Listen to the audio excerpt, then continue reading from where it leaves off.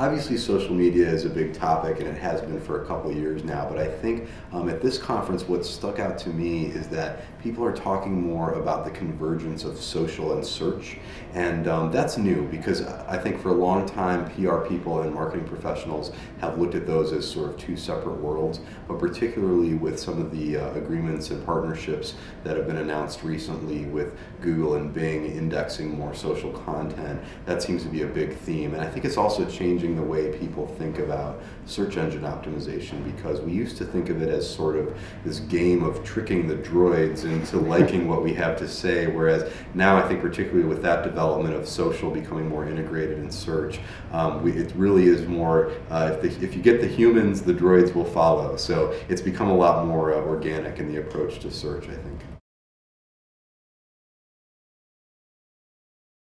I think we've hit a point where a lot of brands have set up their presence on Twitter and Facebook and those kinds of places, and I think we're starting to see a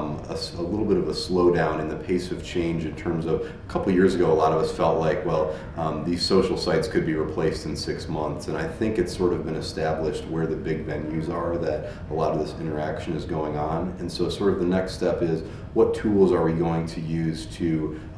organize all of this information in useful ways and also maintain a presence on as many of these different sites as possible, but not do that in a robotic way. And I think people are starting to become more sensitive to the idea that they don't just want to push a bunch of press releases out on Twitter, for example. They want to, I think they really are taking to heart the idea that you have to mix that with some conversation. And at the same time, that takes a lot of manual effort to do that, especially if you're trying to do it on a lot of different social sites. So in 2010, I think we're going to see PR people looking for the best tools that help them do some of that syndication in the most natural looking ways, but also I think we're going to be evaluating more carefully what sites we really want to have a presence on, and maybe scale back from some of the places where we felt like we needed to be just because we thought it was cool, but then we found out that there wasn't a lot of relevant conversation for us on a particular network.